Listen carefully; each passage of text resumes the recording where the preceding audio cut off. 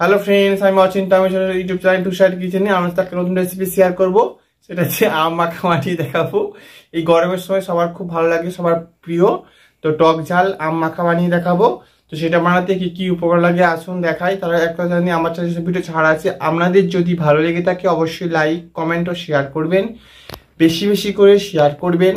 আর যদি আমার চ্যানেলে আপনি নতুন হয়ে থাকেন তাহলে প্লিজ সাবস্ক্রাইব করে দেবেন, নিচের বেল নোটিফিকেশনটা অলে করে দেবেন যাতে আমার ভিডিও আপনাদের কাছে আগে পৌঁছে যায়। তাহলে চলুন আম মাখা বানাতে কি কি উপকরণ লাগে আসুন দেখাই।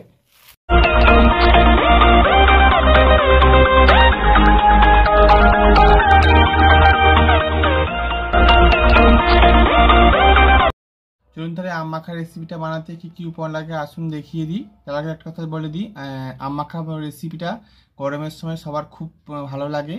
তো এটা টক ঝাল রেসিপি, তো এটার জন্য সব গরমের সময় খেতে ভালো লাগে। সেটা আমি আজকে বাড়িতে বানিয়ে দেখাবো। চলুন তাহলে দেখাই কি কি লাগে উপকরণ। এখানে আমি একটা গাছ থেকে আম নিয়ে নিয়েছি, কাঁচা আম।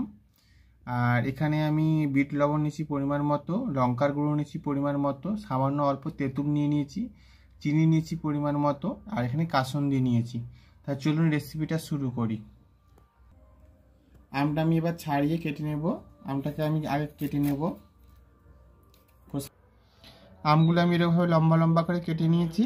আমি এর মধ্যে এবার তেঁতুলটা গুলেছি সেটা দিয়ে দেব, লঙ্কার গুঁড়োটা দিয়ে দেব, বিট লবণটা দিয়ে দেব, চিনিটা দিয়ে দেব,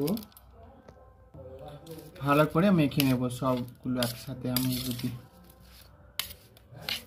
দেখুন আমার আম মাখা রেসিপিটা রেডি হয়ে গেছে। এই রেসিপিটা যদি আপনাদের ভালো লেগে থাকে অবশ্যই লাইক কমেন্ট ও শেয়ার করবেন, বেশি বেশি করে শেয়ার করবেন। আর অবশ্যই আমাদের পাশে থাকবেন, আর আমাদের সাথে সাবস্ক্রাইবার করবেন, আমাদের পাশে থাকবেন, আর যাতে আমরা একটু এগিয়ে যেতে পারি। আর আপনারা অবশ্যই আমাদের চ্যানেলটাকে শেয়ার করবেন, বেশি বেশি করে শেয়ার করবেন।